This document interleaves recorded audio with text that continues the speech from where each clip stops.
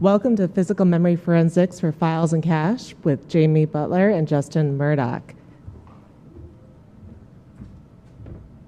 Okay. Hi. As she said, we're presenting on physical memory forensics, focusing on files and cache. First, a brief introduction. There's Jamie Butler here. He's the Director of Research and Development at Mandiant. He's focused on host analysis, operating systems research, and he's done a lot of research on rootkits and low-level systems before. I'm Justin Murdoch, currently a student at RIT, but I will be graduating in August, and I'm on co-op right now at Mandiant, working as a software developer on their enterprise product. Basically, going to go through an introduction to traditional forensics first, kind of background information, talk about previous techniques, and follow up with kind of some issues that are existing in current tools used for memory analysis. So mostly what is wrong with them right now is they miss some specific data in files.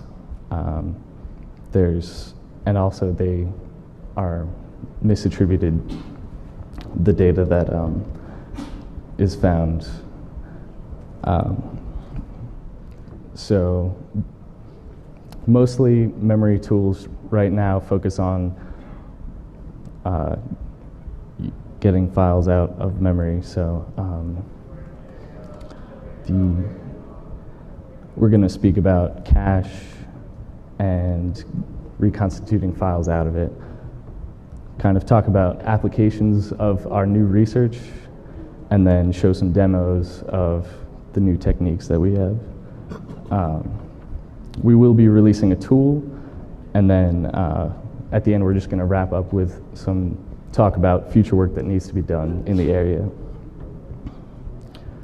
So for traditional forensics is kind of focused on two primary components, obviously the disk and memory. So disk has really been what has been focused on for the most part. Most tools for forensics target the disk and contents, the files existing on it. It wasn't really until recently that memory was approached as a tool for forensics. So the problems with disk are that the average disk size in a forensics case is just growing exponentially. So memory is a great way to triage a host. It's relatively small, and you can find a lot of useful information in it pretty quickly to give you the best foothold in a forensics investigation. So programs that you're looking for have to be executed, therefore have to be loaded into memory. And in almost every case, attackers overlook the footprint in memory because it's just been too overlooked so far. And in fact, many of the artifacts that the kernel uses to load programs and data into memory that have to exist for the program to run, we can use in our memory forensics to determine more information about them. So memory is comprised of two pieces, userland and kernel memory. This talk is going to focus on userland memory because most of the attacks out there are in userland memory, just mainly because it's easier to get execution and it's more resilient to coding errors. So basically, if you have a problem in your code running in the kernel, it's going to completely crash the system. So the user land is usually where attackers go. Most memory forensics tools have focused on process reconstitution. So given a memory image or just the memory of a running system, most tools out there today try and just recover all the EXEs, all the DLLs, possibly data files as well. So the way that these tools work focuses on virtual address descriptors, which are structures in memory that describe the memory addresses being used for that specific process. And they contain these points here. So here's just a graphic of VADs and kind of a VAD tree. So they contain a pointer to the parent and basically the content of the virtual addresses and the size.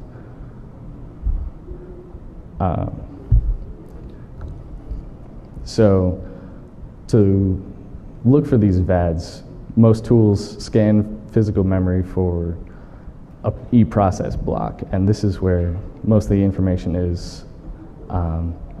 This describes each process loaded into memory, and basically they locate the directory table base in the e-process so that they can accomplish virtual to physical translation from the process's context of addresses to the actual addresses in memory. In the e-process block, they usually look for the VAD root, which is the beginning of the tree that describes all the processes' address space in virtual memory.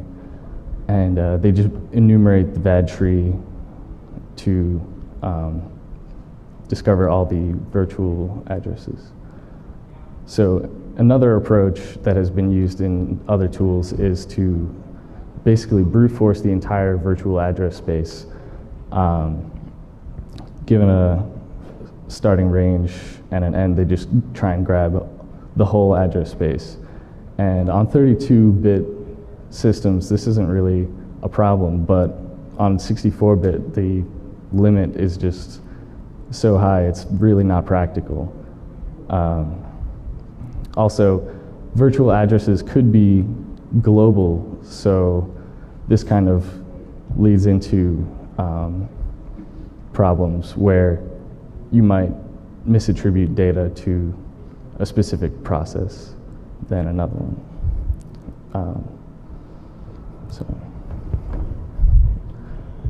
So I'll discuss the first issue with this methodology. Basically, the methodology, again, as Justin mentioned, is to start with a beginning virtual address, translate that into its physical page, and then operate on the contents of that page.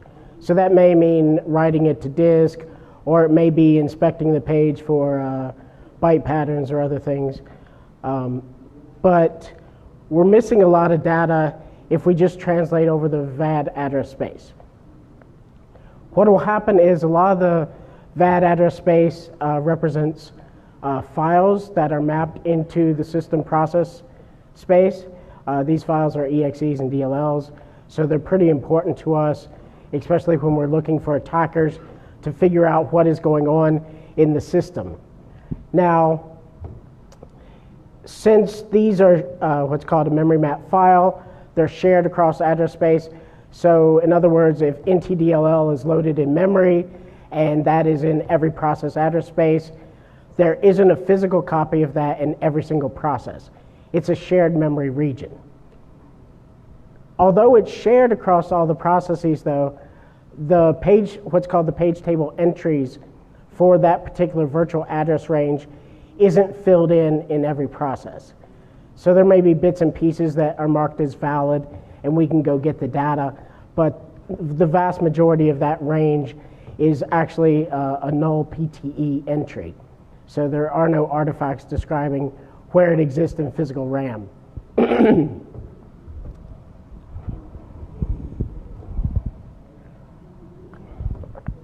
Here's a quick example where we've taken the HoneyNet Project Challenge 3 from about a year and a half ago. We tried to acquire the Acrobat Reader process from that image. So this is an image given to you, and you can actually recreate this at home. I've acquired the Acrobat Reader using the traditional approach. There you see in the table I just chose like 5 DLLs at random to acquire out of memory. There in the column file size and bytes is how large these files would be on the file system. Then the bytes that were acquired with the traditional approach of just using the ranges and the page tables in order to do the translation. You'll see there how much of the file we could recover from the image. In the case of NTDLL, for instance, there was 42% of that file was in memory and translatable using the traditional methods. Now, if we use what I'll talk about in a moment called file objects and some of the structures that they represent, you'll see there we could get actually 55% of the file out of memory. So a little bit better. And this was not using any disk information whatsoever.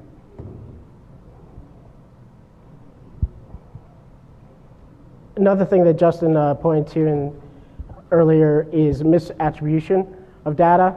So MATTHIEU does a lot of incident response and forensic work, and we're very concerned about, is the host compromised? But beyond that, you need to know, which process within that host is compromised? Because as you drill down on the initial infection and so forth, you can begin to build what we call indicators of compromise. Indicators of compromise describe how you might look for that data on other systems.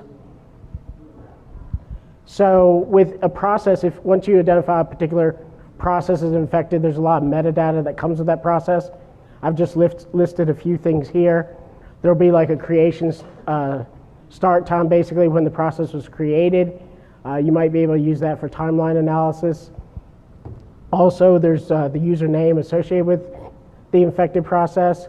So you may suspect that your domain credentials were basically compromised. So there could be people logging in with legitimate user credentials, spawning processes, so on and so forth. So you want to gather all that metadata about the infected process. Also, its location on disk that can feed back into your IR process. So as we find things in memory, remember memory is a triaging methodology. So we triage the situation. We get pointers from memory, typical memory, maybe 4 gigs these days. So that 4 gigs will tell us about 4,000 locations perhaps on the file system that we care about. Well, that's good data to have because on a file system, we mentioned it might be 250 gigabytes of a hard drive and have, over 100,000 files. So if we can start narrowing down on which ones to focus on, that's useful. Well, if we can't attribute the data to the correct process, then that's a problem. So files that are in the cache, for instance, those are global addresses, and they'll translate across any process. So here's a diagram taken from Mark Rusanovich and David Solomon's Windows Internals book. If you don't have that, I encourage you to buy it. It's very useful for doing memory analysis. But here you see this is a representation of a x32-bit, so 32-bit system, and its virtual address space at C1000000 is the beginning of system cache. So what is system cache? That's where the operating system is going to opportunistically kind of load things into cache, expecting that you're going to access it again in the near term. So let's say your program reads a page of data or a couple pages of data, well, they are going to assume that you're probably going to read more nearby. So they'll load up actually more than you requested into memory, into the cache, for future reference. So that just speeds up I/O. When this gets loaded into cache, it appears to be in the process address space of every single process. So if you were just brute forcing address spaces, you would actually acquire the cache for every single process. It would appear that that file exists in every single process, and that's an issue. So let's talk about more effective ways to use memory map files and also the cache. Well, file objects represent both the memory map files, so the DLLs and the EXEs that are in memory. Excuse me. They also represent the some of the data files that are in memory, such as Word documents and PDFs. PDFs would go in the cache. Word documents go in a separate place that we'll talk about in a moment. As we mentioned, the VAD describes the virtual address range that that file occupies. But if it is a memory map file, or if that file is represented on disk for that region of memory, there will be a pointer within the VAD to a control area. The control area will then contain a pointer to a file object. And the file object contains a lot of useful information for us, including the device name, so you can get information like hard disk volume 1, which is commonly referred to in most systems probably as C:. You can do that lookup. Also, it'll contain the file name. So in this case, Windows System 32 Windows /System32 /kernel32.dll. And then the file pointer or the file object contains a pointer to 3 other pointers that is going to describe where the data for that file object resides. So that's what we'll cover. Here's a graphical representation of how it looks, basically in memory. We're going to be concerned here with the data section object, the shared cache map, and the image section object.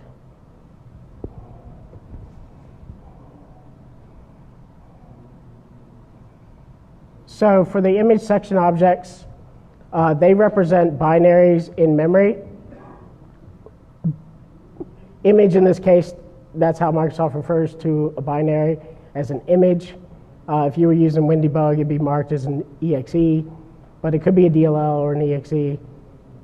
The image section object pointer is actually a pointer to another control area. That control area has a pointer to what's called a segment object. And then that segment object, if you wanted to do some sanity checking, would point back to the control area. So if you were scanning physical RAM for these things, you could do some sanity checking on these segment objects and control areas. Also, the segment object will contain the segment size, which is the total size that that file object represents, and the total number of PTEs. So if you would take the total number of PTEs, multiply it by 4K or by 1,000 hex, that should be equal to the segment size. Then the next thing that's of particular interest to us are what's called subsections. So every single, how many people here have opened a PE file in Lord PE or PE view or something like that? You've seen the different sections in the file. So those different sections within the file might be the .text section or the .data section, .resource section, different things like that. It has a relative virtual address within the file, so it's an offset within the file. It also contains a size, and it would describe the permissions or the flags on that area of the file.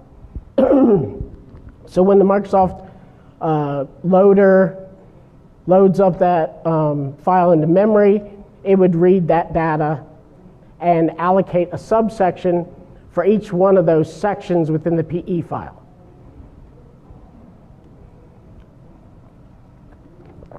We found that the subsections are immediately after the control area in physical or in virtual memory that you then translate into physical memory. So that's how you find the first subsection. The subsection is going to contain a pointer back to the control area, so you can use that again as a sanity check. Jump to the last bullet there. Every subsection contains a pointer to the next subsection. So once you find one of these things, you can walk the list to find all of them that represent the file in question.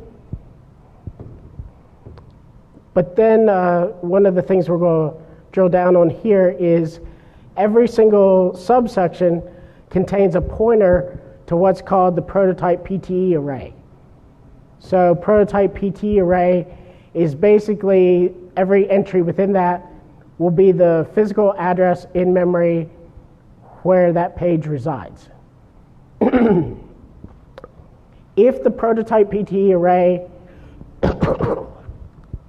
entry points back to the subsection,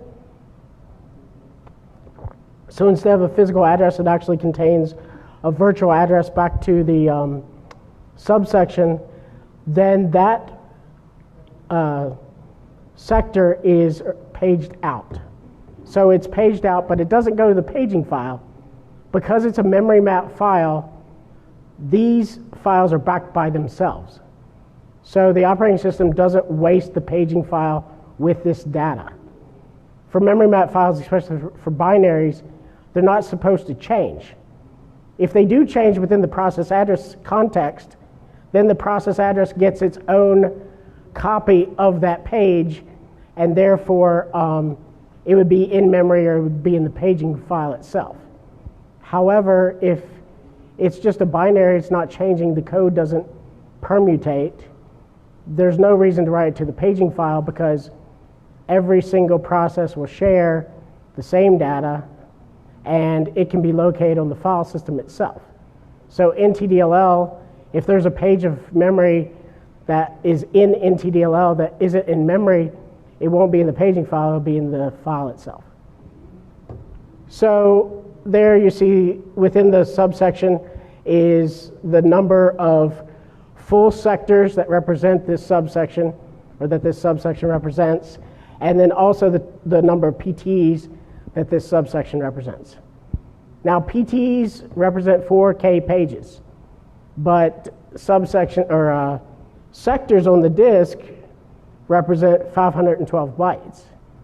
So the loader has to keep track of, there could be 2 PTs in use, but only 13 sectors. So when you're parsing these things, you have to take that into account. Here's a graphical representation of that.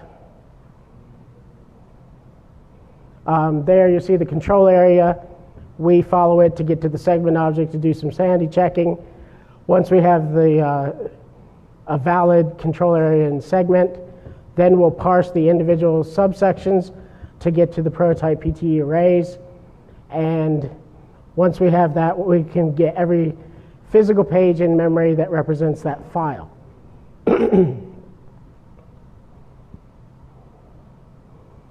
Now, the second of the 3 pointers that were in the file object that we care about is a data section object pointer. The data section object pointer we won't go into a great deal of detail about because it's exactly like the image section object. The data section object, though, represents data files in memory. I'm not sure. I'm sure there's certain APIs that you would call that would automatically create data section objects, but I just haven't had the time to research that yet. However, we did notice in our research that Word documents appear to be represented as data section objects. So all I can say at this time, at least, the performance of Word documents in memory should be equally as speedy as the performance of accessing data in EXEs and DLLs on the Microsoft operating system, because they have the same structures. So instead of your file going to cache like a PDF would, Word documents, other Microsoft Office documents, they go into a data segment section object, which performs a lot better than the cache would. And we're going to show you how you can use this in a moment.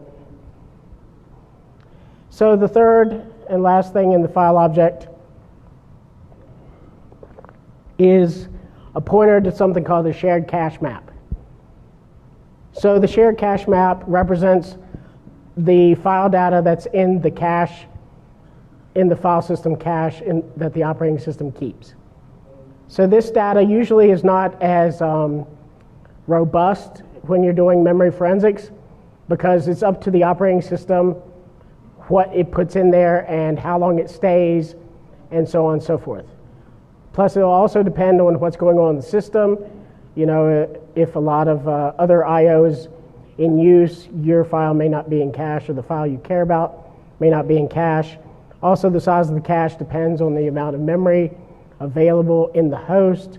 So this isn't the most reliable source of data.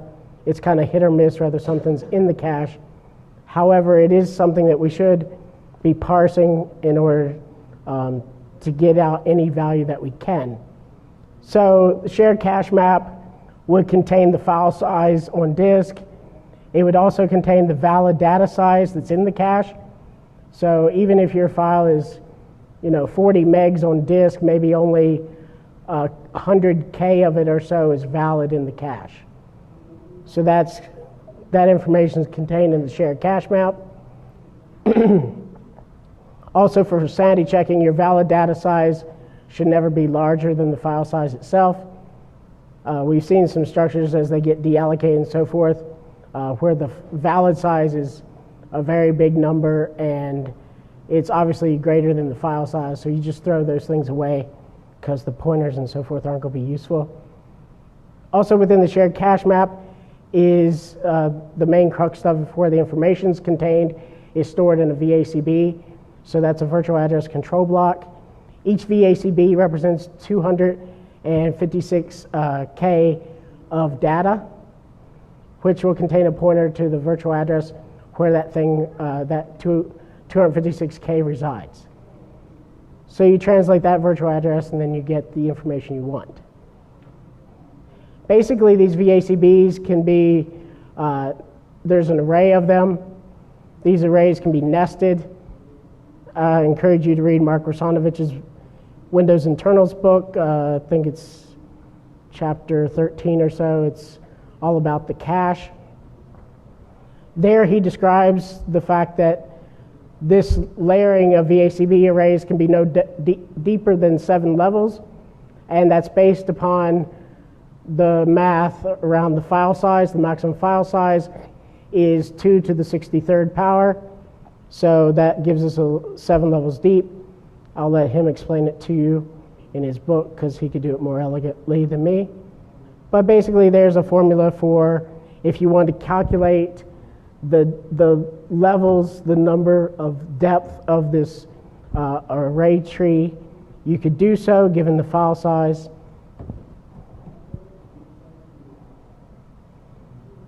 Here's what basically a 2-level deep array in the cache map would look like. So an array of a VACB array that points to a VACB array that points to the actual VACBs that describe the data in the cache.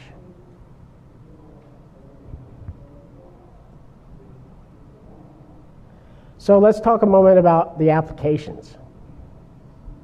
Well, first of all, when we're reconstituting processes, we should probably not only just focus on the VAD tree that's hanging off the process block, we should also focus on the handle table, perhaps, because it's going to have a lot of useful information for us.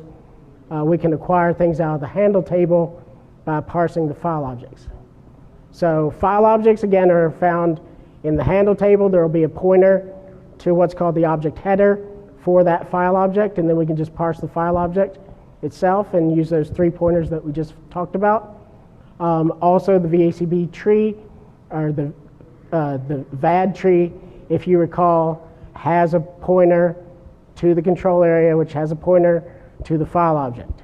So that's how we find file objects within the process context of whatever process we're analyzing at the time. And one of the applications of this is the Windows registry hives. So that's very useful when doing some traditional forensics on a host. The Windows registry hives are contained basically in the system process. It has a handle to the hives. So if we are parsing the handle table and acquiring the process or the system process out of RAM, we can also get the majority of the hive data out of RAM as well. Another thing that may be there is PDFs and other data files. So we haven't spent a lot of time on this yet, but we have discovered some PDFs and so forth that are in the cache. You can pull those out of RAM. You may or may not get anything useful, right? It's just a piece of the file. It's probably not the whole thing. So you're kind of hit or miss on the usefulness of that. Another application that we have is hashing. So I know in computer security world, hashing is a bad word and everybody laughs at it. And I've probably spent a fair share of time bashing it as well. However, I mean, we have over 2 decades probably of hash data. We might as well use it for something. So we can use it to whitelist process address space, so get rid of data that we don't care about, data that belongs perhaps to the operating system and so forth. There's been some research into this field of study. Basically, the problem, though, when you're trying to apply it to memory forensics is that the whole file, or in the past, we couldn't get all the data, so we can never make the hash match, right? Hash on disk doesn't match hash in memory because you have big holes in your data.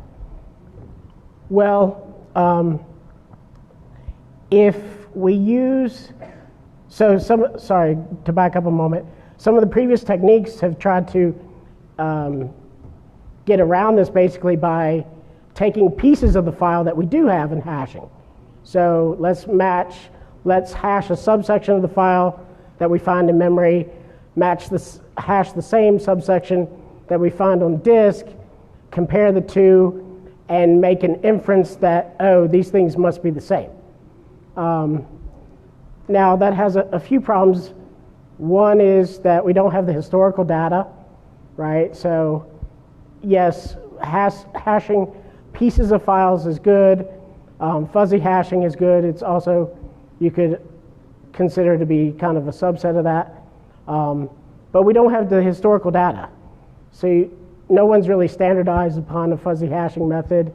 You know, you can't go to Bit9 or the NSRL, I don't believe, and get a fuzzy hashing list for your operating system. So we can't often utilize it unless we have a gold master of our enterprise and we know what everything looks like. Another problem that you'll have with that is, since you're only looking at a piece of it, you know, other pieces within the file could have changed. So that may cause you to draw some incorrect conclusions. But if we use these section objects, we can get a lot more data out of the file. And in fact, if we are running on a live system where we can access those pages that have been paged to the file system, right? So NTDLL got one of its pages got paged out and put back into NTDLL. If we can use NTDLL on the file system to read, you know, those 1, 2, 3, whatever number of pages that have been paged out, we can reconstitute the whole file using memory and some of disk. And by doing that, we can hash it all. And therefore, our hash in memory will match our hash on disk. And we've implemented this in future versions of our tool We'll call it MEMD5 because it's based on memory. Peter Silverman gets credit for that name. So after whitelisting, what else can we do? Well, we have a lot of tools out there. A lot of people have begun to apply antivirus type of techniques to memory in order to utilize all this intelligence that we have thus far. Some of the things that people have begun doing on disk is there's classification tools out there. So VX class that was offered by Dynamics before it was purchased, and other automated classification tools put samples of malware into families. So they look at how much of this malware is related, and they'll put it into a family. Well, that, and also there's things, how many people have heard of ClamAV? So it's kind of an open source antivirus. ClamAV also has byte pattern signatures that they generate. So with VX class, they'll take everything that's in a single family and they'll generate a byte pattern that matches all the samples within that family. ClamAV is just identified certain byte patterns that exist for certain types of malware, and then they search disk for it. Well, since we can reconstitute the EXEs and DLLs in memory better, then we can more effectively apply these techniques to memory. So I'll go through some demos.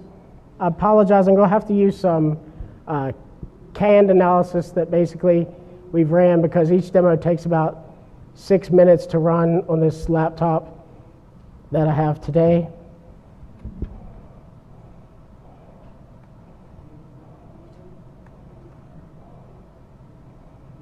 But basically with our tool that we'll talk about in a moment, it's called Memorize. And we're putting these features into Memorize so that if you wanted to, let's say, acquire a process out of memory, you could do so with process DD, and then you just give it the PID that you want and the input file, so like what memory image you're using, and it'll pull that process right out of memory. In this example for the registry Hive information, again, I'm using the memory image that was taken about 1.5 years ago by the people for the HoneyNet project, Challenge 3, and I'm going to look at the system process.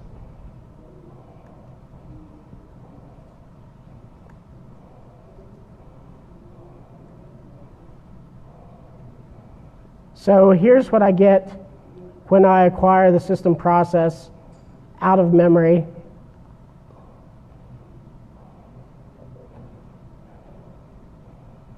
Every place you see a VAD, that is basically a region of memory that doesn't have a file object associated with it, so it doesn't have a name, maybe it's part of the heap or something like that. We just give it the address range that we found it in, call it a VAD. Every file that we get, we give it its name. This is encoded, basically, so we can use things like C:/ blah, blah, blah. And then up here, you'll see, here's the registry hives that we are able to pull from memory.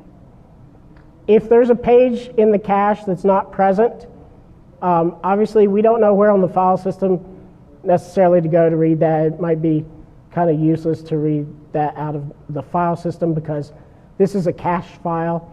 It could be changing what's in memory versus what's on disk. So we're just going to write basically a page of no ups there. So a page of 90s just to keep the linear consistency across the file. If I go to Access Data's tool, their registry viewer tool, I'm going to open up those hives I just acquired. So this was the system acquire from the HoneyNet challenge.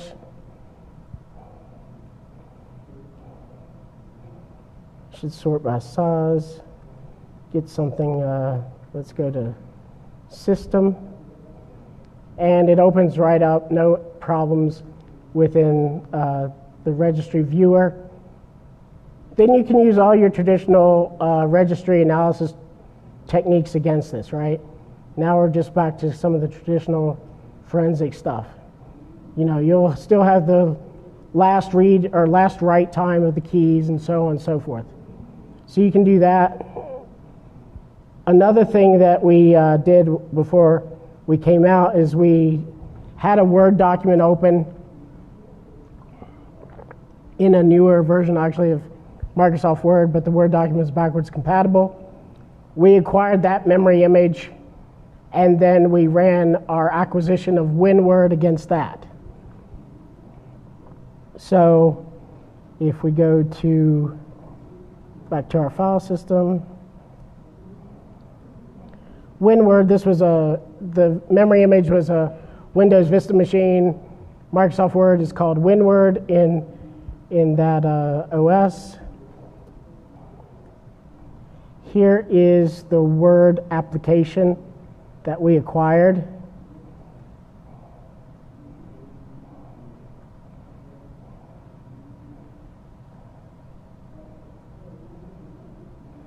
Right now, I believe it's sorted by type. So again, you see a lot of the VADs that we acquired that we don't know what they're doing, but we could inspect those. Sometimes when you're doing memory forensics, you'll send those VADs to VirusTotal or other things, like if you suspect that there's binary code in there, and then they'll tell you whether any AV triggered on it.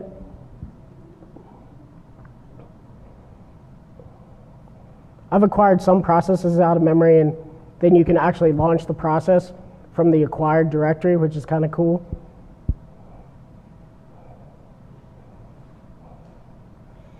Here is the Microsoft Office document that was acquired. I'm running Office 2007. It's complaining about the structure of the document, but I'm going to say go ahead and trust it anyway, even though the structure is a bit corrupt. So here's the white paper for this talk. The whole thing is there. This white paper is also on your conference proceedings.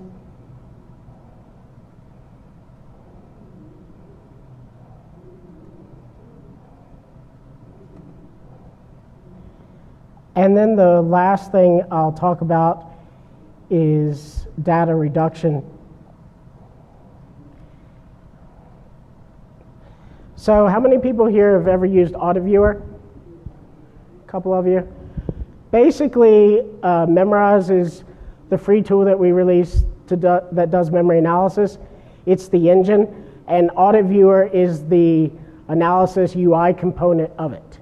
So Memorize will generate a bunch of XML. Everything it finds in memory, it's writing out to disk as XML metadata. And then AutoViewer will give you a visualization of that data.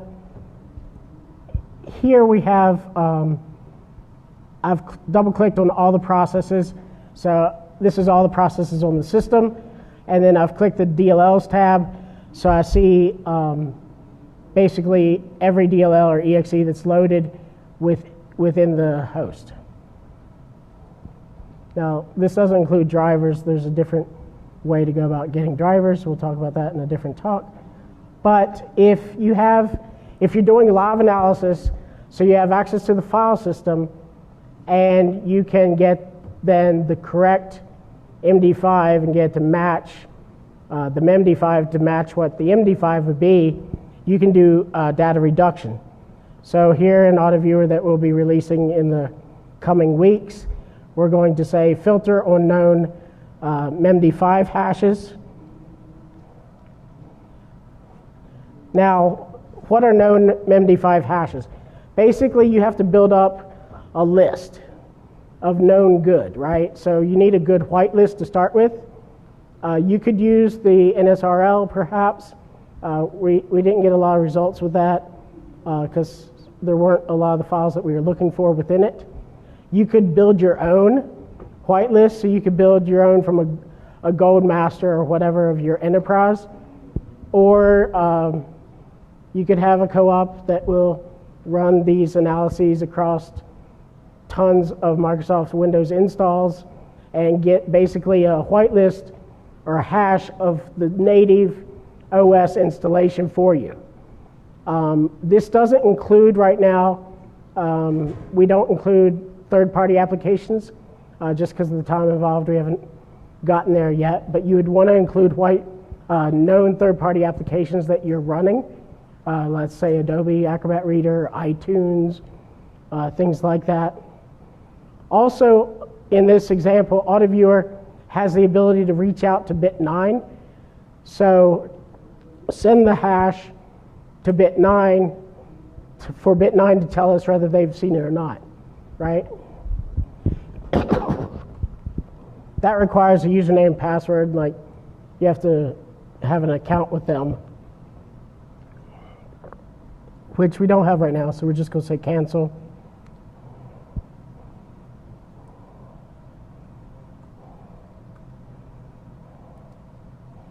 So it's working. It's finding a bunch of NTDLLs and so forth. They're already in the cache. Didn't find anything in the NSRL of this example, and we weren't reaching out to bit 9. So now that we've done this, we'll right-click again and say filter trusted or ignored modules. And then that gives us a list of the things basically that it doesn't know about. So there wasn't an infection, well, there may be infection on this host because it's a case study from some training that we do. But what we've taken is, several thousand things you have to care about in the form of DLLs. If you reduce that, if you look at a typical, Windows 7 box perhaps, you're going to find, if you accumulate all the processes together and count all the instances of NTDLL and so forth, and all the other DLLs and EXEs, you're going to get something on the order of probably a little over 4,000 files. Well, if you get rid of redundancy, you're going to get that down to about 1,500. If you then apply a whitelist, you can see here that we've reduced that down dramatically. So what we're doing, we're going from 4,000 to 1,500, maybe to 40 that we care about. And that makes the incident process a lot quicker.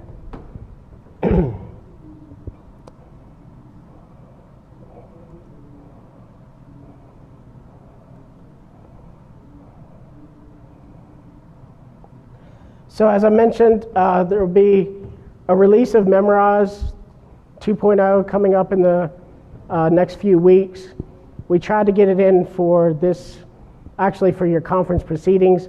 We just ran into a couple bugs unrelated to this that we need to get ironed out before we could do the release. So look for that in the coming weeks. It's a free tool, it's closed source, but it is free. And AutoViewer will be released at the same time to make use of this. It's a free tool and is open source, is written in Python. It's not the prettiest UI you've ever seen, but it's pretty useful. There's a link for the free tool, and also check our blog. We'll announce it there when it comes out.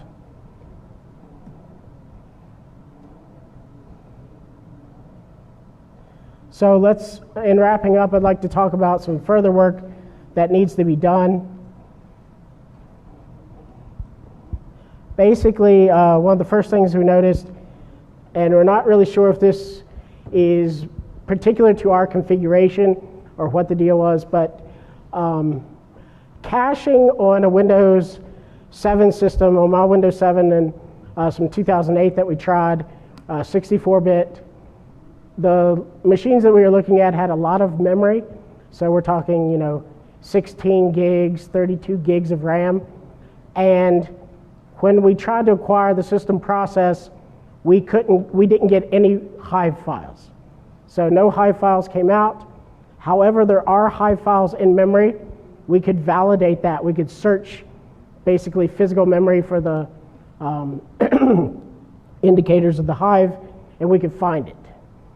So we then used Matthew SUICHE's tool to convert the memory image into a DBG file that we can load in WinDebug. Load it up in WinDebug. WinDebug has a command called exclamation point file cache. And we used that, and WinDebug said there's no caching enabled in this file system. It's basically invalid. So we're not sure if there's something particular about the configuration of the host or something unique about the cache. But basically, we haven't found the registry hives using this method on Windows 7 or Windows 2008. There's also address space layout randomization. How many people are familiar with that concept? So when the binary loads into memory, well, when it's compiled, it says, I would like to be loaded at this address. And a lot of things within the binary are based upon that desired load address. If the binary is not loaded at that address, then the operating system, the loader, has to utilize a section of the PE file called the relocation section. The relocation section is a fix-up, basically. Says, if you didn't load here, here's all the places that you have to go fix up. So this doesn't occur very often in 32-bit OSs because Microsoft likes to load where they request to be loaded, and other applications do as well, unless there's a collision. So typically you won't have that problem of the binary not loading where it requested. However, when address space layout randomization is in use, which is the newer 64-bit platforms, then the loader is going to move that binary around. So it's not going to be at the same static location. Because of that,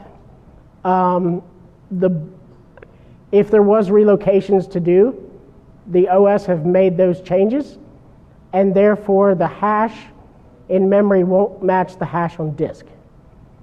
Now, we can reverse out that because we can, if we run the live memory analysis, we can see what the PE says it wants to load on disk.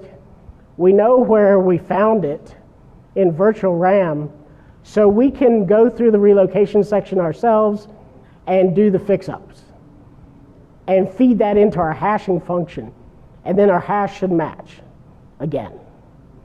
And that's what we intend to do, but I don't anticipate that coming out for the next couple of months, just because this isn't the only thing that we work on. Also, something that we discovered in doing this is in some PE files, if they're signed, they have a security directory in the PE structure. So when you look at the PE header, you'll see a security directory, and on older versions of the OS, there were artifacts in memory. So basically there was prototype PTEs representing that this security directory exists. Okay? Therefore, even though the loader is smart enough not to load the security directory, because all it is digital signature information, which is not interesting once the binary is executing. It's only interesting at load time. So in older versions of the OS, artifacts of that are left in memory in the form of these prototype PTEs. So we know to go to disk and get them and feed them into our hashing function. Everything works. However, on Windows 7 and Windows 2008, surmise, the security directory is not represented by any artifacts in the prototype PTE array. I don't know why they got rid of it, but they did. So in order to make up for this, we'll have to parse. We have the PE header in memory, right? We found it through this file object. Once we read it, we can see if it has a security directory associated with it, so it has a digital certificate or it doesn't. If it does have a security directory associated with it, what we'll have to do then is use the relative virtual addresses and so forth of that security directory within the PE file and go to it on disk at the end of our hashing and feed that back in. Once we do that fix up, the hash will match again. So those are the two caveats that we ran into thus far. I don't anticipate any others. It seems to be working okay. Here's the references. If you're interested in how all this stuff works, you can read through those references. If you're interested in some of the other tools that do memory analysis, they're referenced there as well as in the paper. We'd like to thank Peter Silverman and Jen Andre for their work in gathering some of this research for us and applying some of the filters and so forth. And now we'll take questions.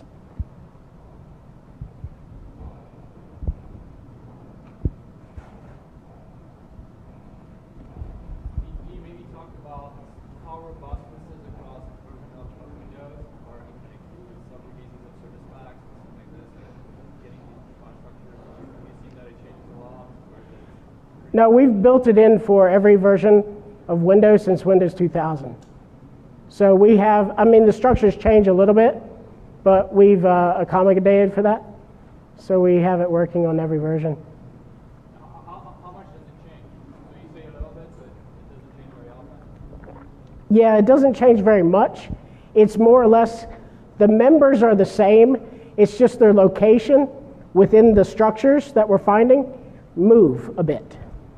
And if you go to Matthew SUICHE's MOONSOLS website, he's broken down, he's basically used Windybug to dump out the structures for pretty much every operating system that you want, except for Windows 2008. Please add that, Matt. But anyway, he'll break out the structures for you, so he'll tell you where the offsets are, basically. Also, if you were using that, you have to take into consideration, there was one place in there where I talked about an array of prototype PTEs. Well, prototype PTEs on a 32-bit system that's non-PAE, so physical address extensions, are obviously 32 bits. On a 32-bit that is PAE enabled, or a 64-bit system, every entry in that table is 64 bits. Any other questions?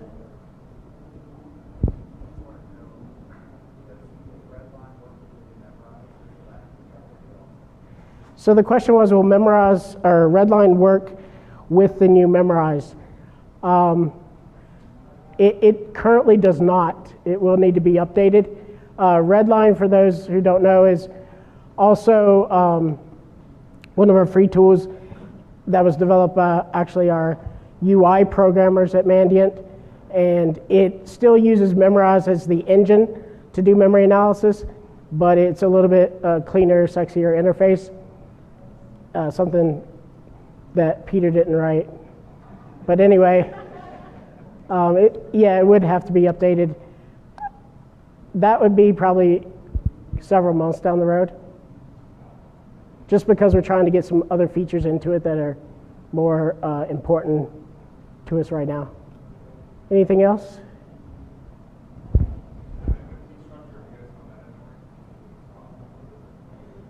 The MFT structure?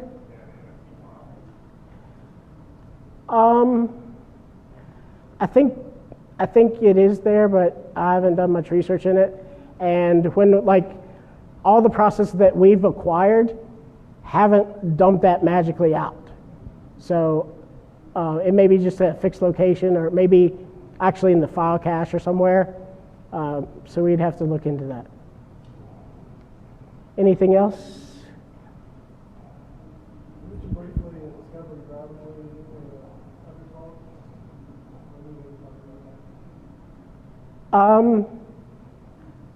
That's a good question. So driver discovery and memory,